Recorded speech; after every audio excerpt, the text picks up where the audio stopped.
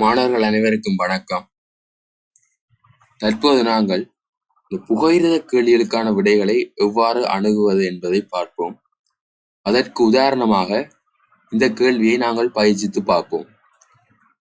இப்ப கேள்வியை நாங்கள் வாசித்து கொண்டால், யாழ்ப்பாணத்தில் இருந்து கொழும்புக்கு உள்ள தூரம் 394 கிலோமீட்டர் ஆகும்.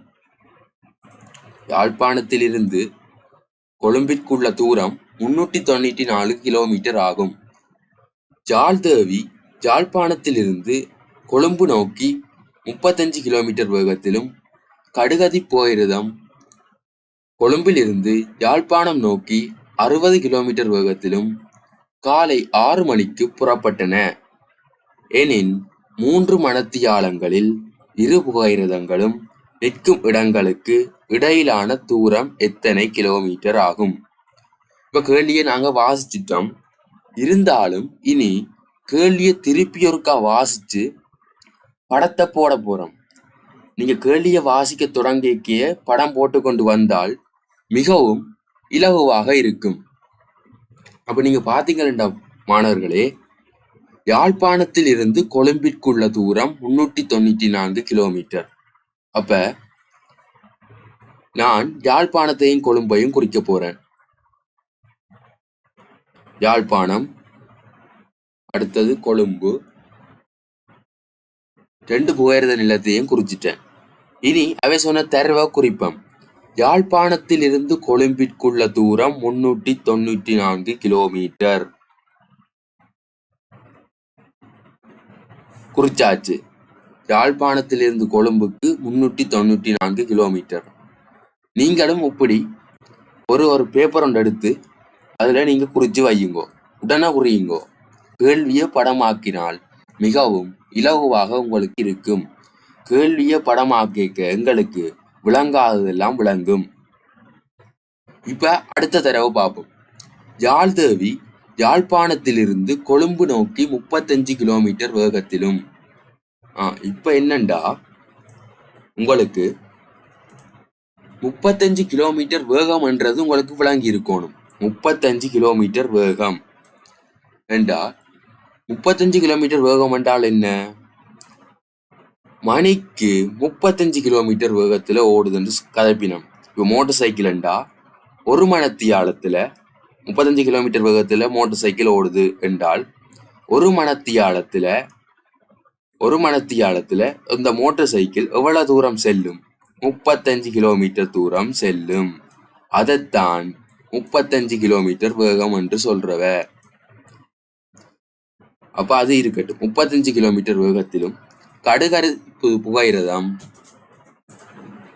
அப்ப கொழும்பு நோக்கி 35 கிலோமீட்டர் வேகத்திலும், யாழ்ப்பாணத்திலிருந்து ஒரு ரெயின், யாழ்ப்பாணத்திலிருந்து ஜாழ்தேவி கொழும்பு நோக்கி 35 கிலோமீட்டர் வேகத்திலும், இங்கே இருந்து 35 கிலோமீட்டர் வேகத்துல போகுது.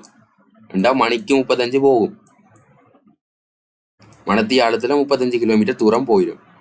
அதே மாதிரி கடுகதி புகையிரதம் கொழும்புல இருந்து யாழ்ப்பாணம் நோக்கி 60 கிலோமீட்டர் வேகத்துல. அப்ப என்ன 60 கிலோமீட்டர் வேகம் என்றால் என்ன?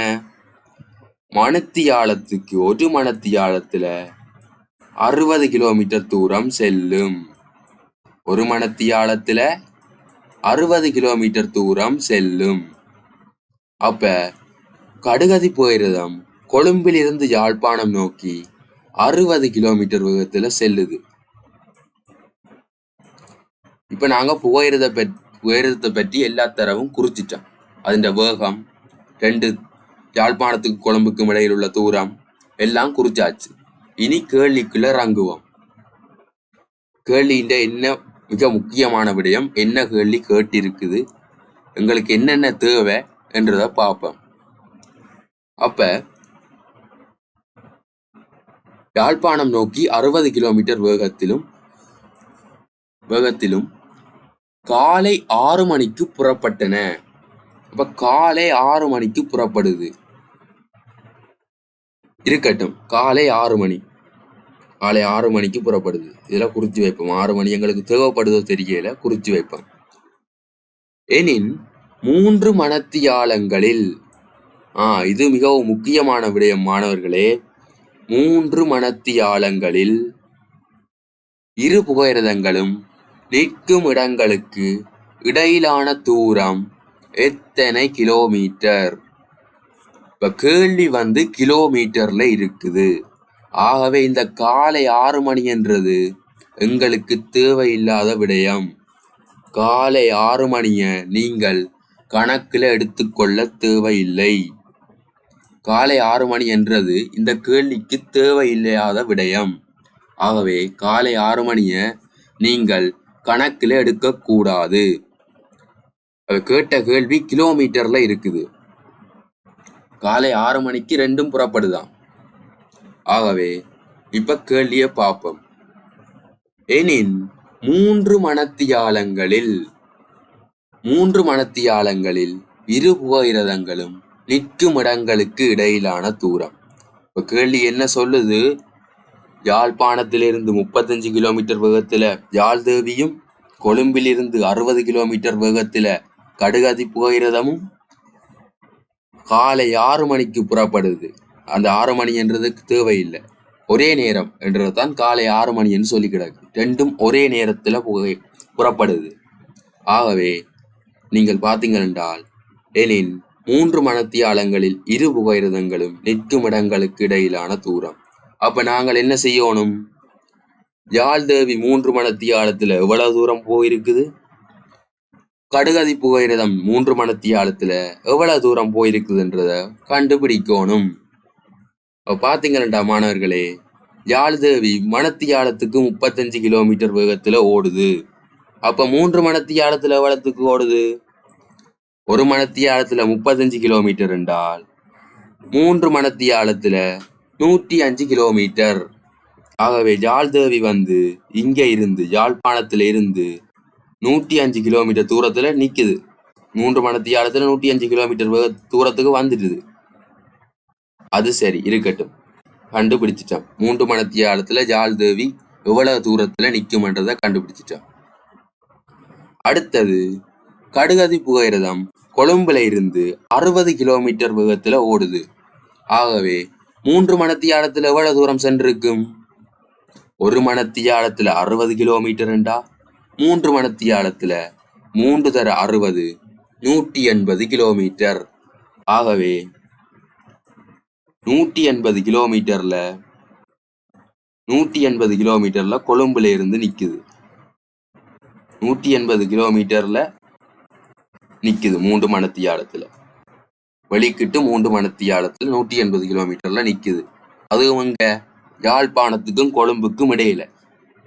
அதே மாதிரி யாழ்தேவி 105 கிலோமீட்டர்ல யாழ்ப்பாணத்துக்கும் கொழும்புக்கும் இடையில நிக்குது. யாழ்ப்பாணத்திலிருந்து 105 கிலோமீட்டர், கடுகதி புகையிரதம் கொழும்புல இருந்து 180 கிலோமீட்டர். இப்ப கேட்ட கேள்வி என்னென்றால், இரு புகையிரதங்களும் நிற்கும் இடங்களுக்கு இடையிலான தூரம்.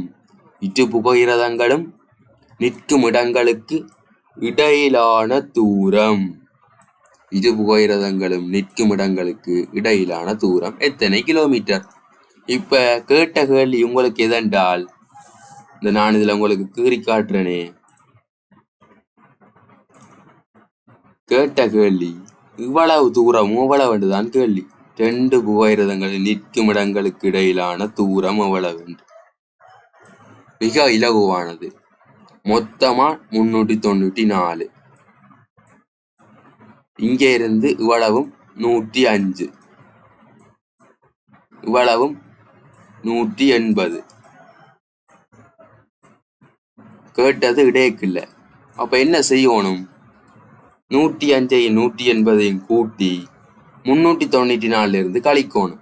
இவ்வளத்தையும் 105ஐயும் 180ஐயும் கூட்டி 394 தானே மொத்தம், அதுல இருந்து கழிச்சு விடுங்கோ, உங்களுக்கான விடை கிடைக்கும். கேட்டது 2 புகையிரதங்களுக்கான தூரம். இப்போ கூட்டினால் 5 0 5 0 8 8 1 3 2 285.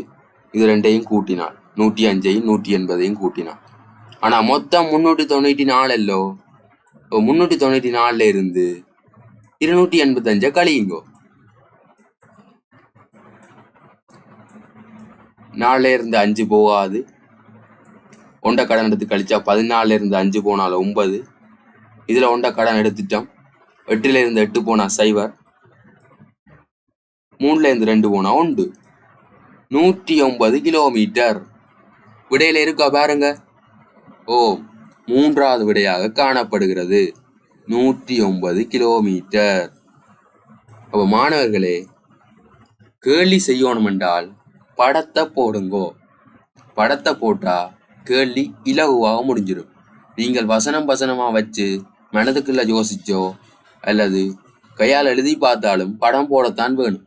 மனதுக்குள்ள யோசிச்சால் இந்த கேள்விகள் மிகவும் உங்களுக்கு கடினமாகத்தான் இருக்கும். படம் போட்டால் எந்த கேள்வியும் மிகவும் இலகுவாக இருக்கும்.